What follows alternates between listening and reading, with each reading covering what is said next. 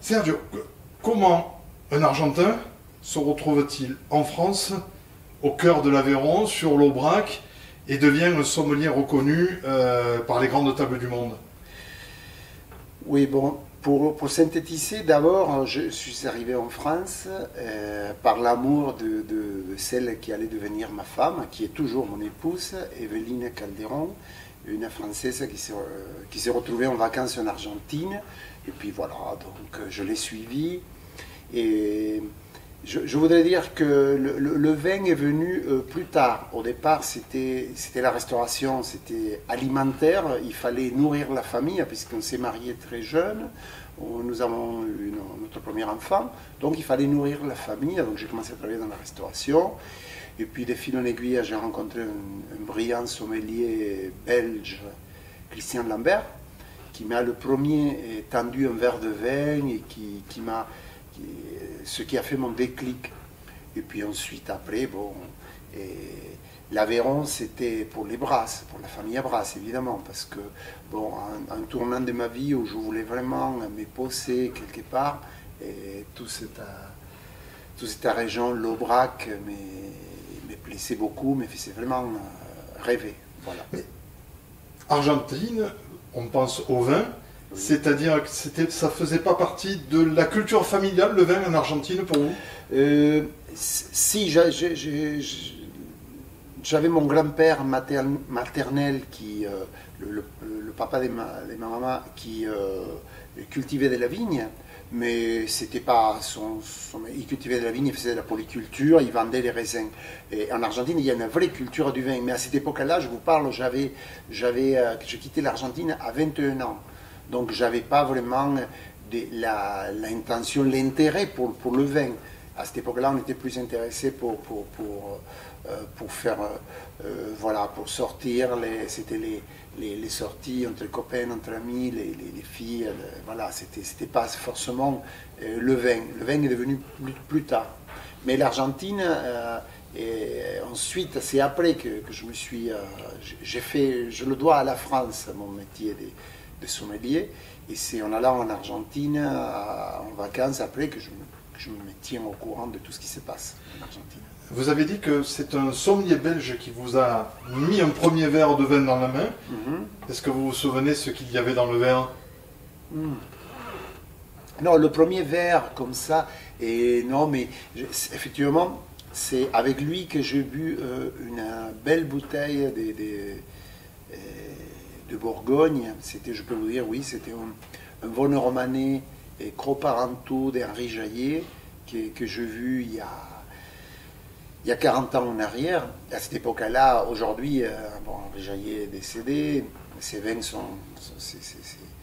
voilà, Henri Jaillet, c'est une icône, ses vins sont vraiment des œuvres d'art. Mais à cette époque-là, peu de gens connaissaient Henri Jaillet. Je vous parle ça dans les années... début des années 80. Donc, et le vin n'était pas ce qui est aujourd'hui. Mais c'était, oui, c'était en Bourgogne. Et cet amour pour la Bourgogne perdure parce que je suis fasciné par la Bourgogne, par tous ces petites parcelles, tous ces climats bourguignons qui sont si complexes mais si fascinants. Donc, entre cette dégustation d'un premier grand vin et votre arrivée chez les Brasse, comment s'est organisée cette période-là de votre vie? Mais ensuite, bon, quand j'ai mis le pied à l'étrier dans le vin, bon, j'ai travaillé avec Christian Lambert 4 ans. Ensuite, après, je suis parti en Angleterre, là où j'ai vécu 3 ans, 3 très belles années. Et en Angleterre, j'ai fait des rencontres comme Gérard Bassett, comme bien d'autres, Jancis Robinson et Hugh Johnson. Et c'était des années, je vous parle ça dans les années, fin des années 80. Et donc pour moi, ça a été un déclic énorme parce que j'ai pu m'ouvrir au vin du monde entier. Et puis de retour, c'est le retour en France. Là, beaucoup de questions. J'avais déjà 2 enfants en bas âge, 6 et 2 ans, mes 2 garçons. Et donc, je voulais quand même leur offrir aussi, parce que ça, c'était quelque chose, le métier de papa, ça s'apprend. Je voulais bien me consacrer, travailler, vivre ma passion, mais leur consacrer aussi du temps.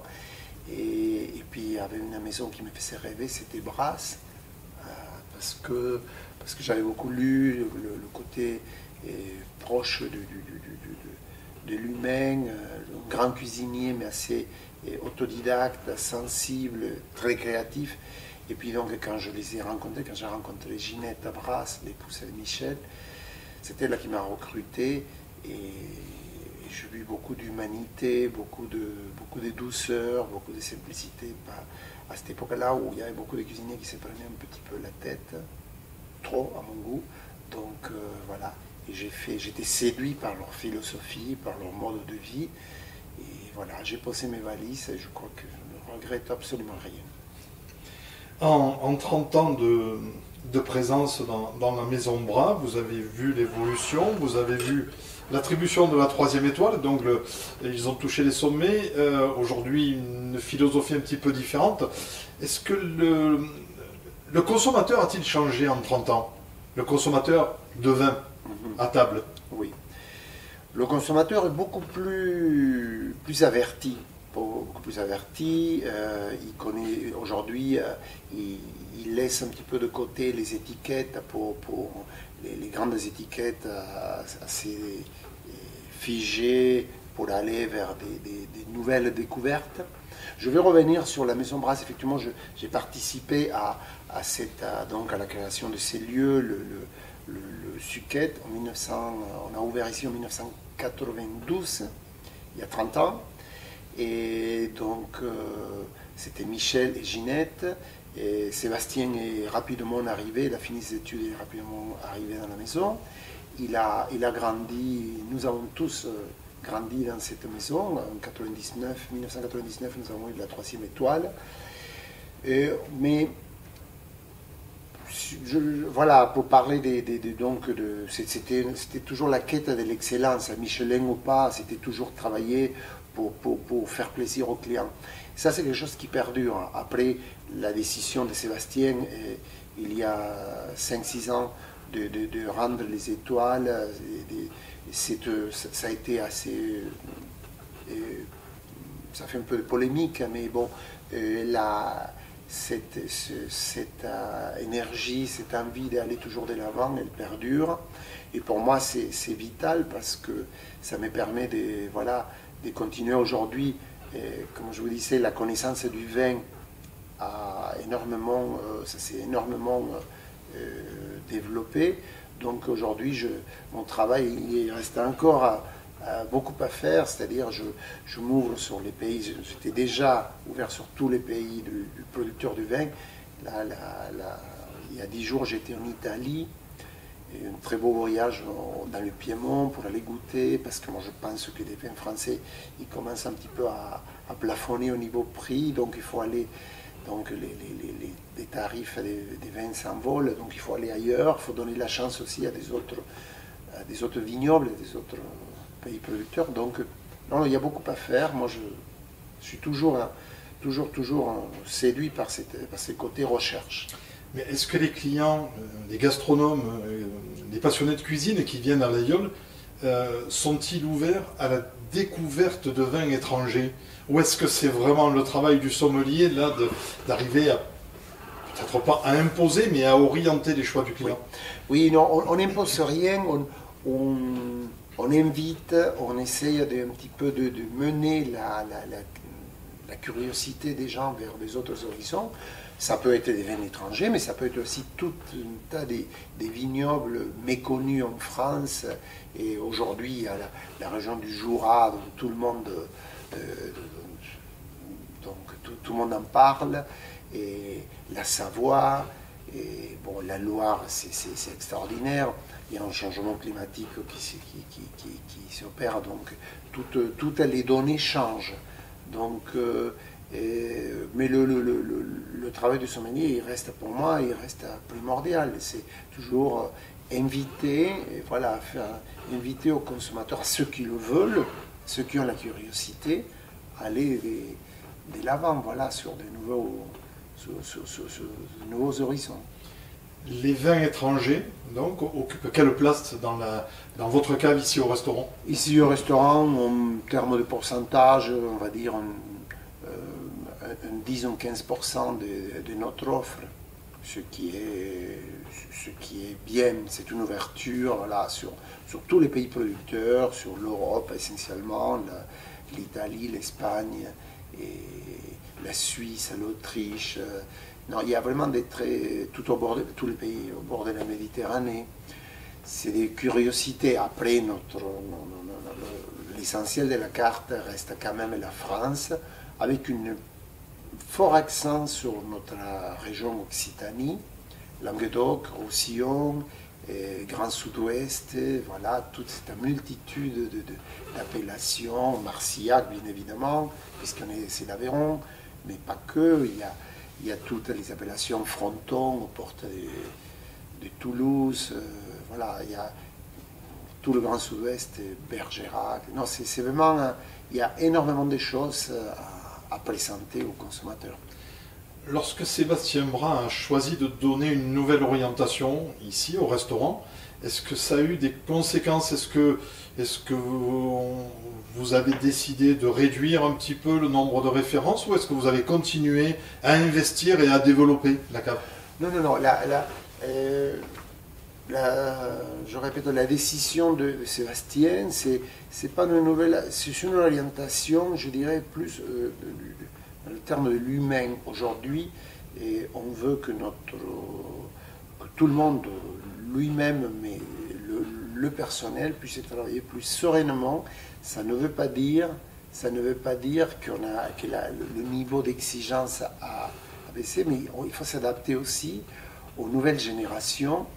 Et on ne peut pas faire subir des pressions énormes au personnel. Le personnel, il veut travailler, mais il veut aussi vivre. Donc il faut s'adapter. Et donc ça, c'est l'orientation que Sébastien a donnée, c'est de cet ordre-là. Après, en matière des qualités, après, il faudrait parler avec lui au niveau de son offre de la cuisine.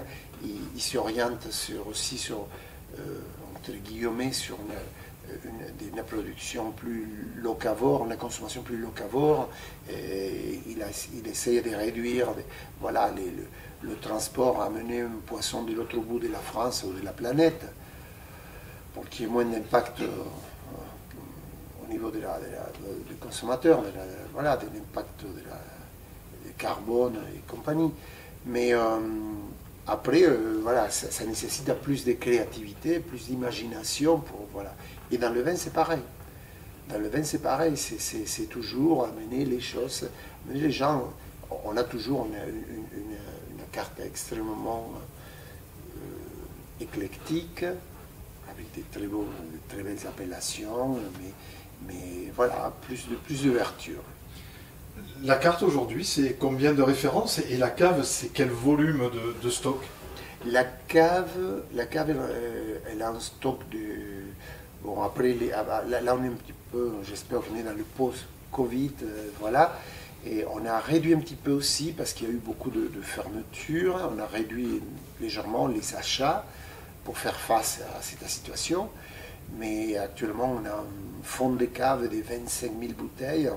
En temps normal, on a 30 000 bouteilles et réparties sur 1800-2000 références. Ce qui est quand même une belle possibilité de choisir. Est-ce que le vin au verre est une évolution que vous appréciez, qui vous permet justement de vous exprimer, vous, en tant que sommelier, autrement Oui. Alors le vin au verre, c'est quelque chose qui s'est beaucoup développé. Je voudrais, voilà, la question est intéressante, je voudrais même dire trop à mon goût, parce que après, c'est là qu'intervient, et je pense que dans nos établissements, il faut bien différencier. Alors, le service de vin au verre peut permettre de goûter des choses différentes, mais il ne faudrait pas exagérer, parce qu'il arrive un certain moment, quand on a trop de plats, trop de vin, le consommateur il s'y perd. À mon goût, moi je pense qu'une lecture plus simple de la table serait souhaitable. Je m'exprime, c'est-à-dire que lorsqu'on goûte à 6, 7, 10 plats avec un menu dégustation et que l'on rajoute autant des verres de vin, voire 2 verres par plat, je trouve ça devient plus, ce n'est plus de la convivialité sur un moment des partages et des plaisirs, ça devient un examen de je ne sais pas quoi et ça me gêne. Ça me gêne. Le service de vin au verre, je le faisais déjà il y a 35 ans en Angleterre. Et ça m'amusait énormément à cette époque-là. Mais c'était aussi possible avec une cuisine plus figée, une cuisine qui change moins souvent. Chez Sébastien Brasse, comme chez Michel à l'époque, les vins, les plats avaient une durée de vie des 10 jours, voilà, donc il fallait être constamment en train donc l'exercice est plus compliqué. Et pour clore ça, je voudrais dire que je me méfie aussi de tout le travail du sommelier. Le sommelier n'est pas un docteur du goût, ça doit être un personnage au sein de l'équipe d'un restaurant qui doit être le complice j'aime bien le mot complice du convive, du client.